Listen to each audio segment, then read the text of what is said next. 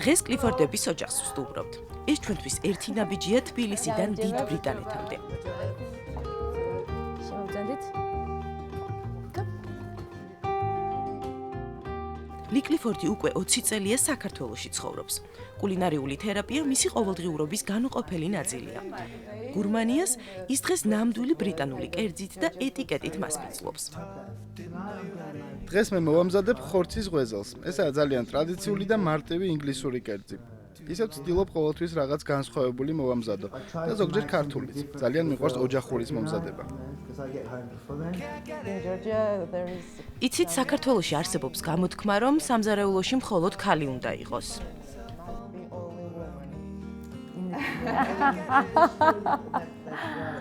In Georgian it's more traditional. საქართველოში ეს უფრო ტრადიციულია, რომ სამზარეულოში ქალია, მაგრამ ჩვენს ოჯახში ეს პირიქითაა, რაც ჩემთვის კარგია. Which is good for me. მზადება და დასუფთავება კაცს ყოველთვის უკეთ გამოსდის. არ გითანხმები, მაგრამ Okay. 20 წელია რაც თბილისში ვცხოვრობ და ადრე ვერ ვყიდულობდი ინგრედიენტებს ბრიტანული კერძებისთვის. ახლა ყველაფრის ყიდვა შეგვიძლია და ეს კარგია. ძალიან კარგი, შეგვიძლია დავიწყოთ. With great pleasure, დიდი სიამოვნებით მობძანდით.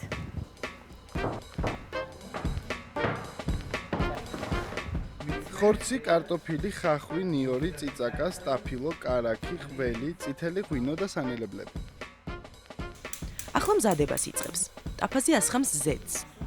მასში წვრილად დაჭრილ ხავს, ნიორს, მწვანე წიწაკას და სტაფილოს ათავსებს.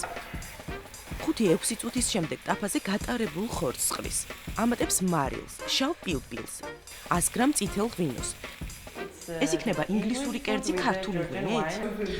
კი, თუმცა ქართული ღვინო არაა კარგი მხოლოდ მზადებისთვის, ის დასალევად უკეთესია. კიდევ 10 წუთით ტოვებს ცეცხლზე და შეზავებულ მასას მინის ჭურჭელში ათავსებს. კერძის პირველი ფენა მზადაა. ამის შემდეგ კარტოფილის პიურეს ამზადებს კვერცხით, კარაქით და გახეხილი ყველით. ეს ხორცის ღვეზელის მეორე ნაწილია. გაქვთ თუ არა განსაკუთრებული ტრადიცია ვახშმობისთვის, რომელიც მხოლოდ თქვენია? მხოლოდ ჩვენი არის როკ-ენ-როლი. ვახშამს ყოველთვის ხმამაღალი მუსიკის ფონზე ვამზადებთ. ქართული თუ ისწავლეთ? კი, მხოლოდ ცუდი სიტყვები. ცუდი სიტყვები, მაგრამ თქვენ ერთი მთავარი ქართული სიტყვა გაქვთ ხელზე.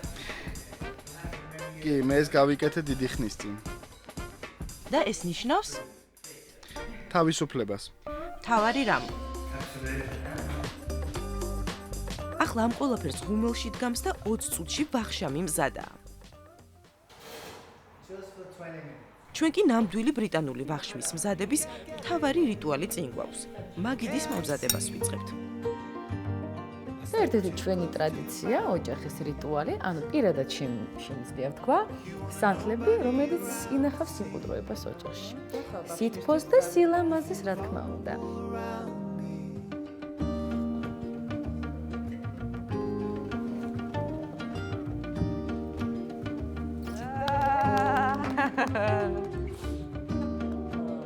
Looks so nice.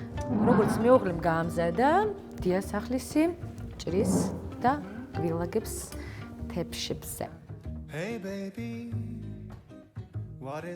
ტრადიციულ ინგლისურ ხორცის ღვეზელს კლიფორდების ნამდვილი ბირმინგემული არომატი აქვს.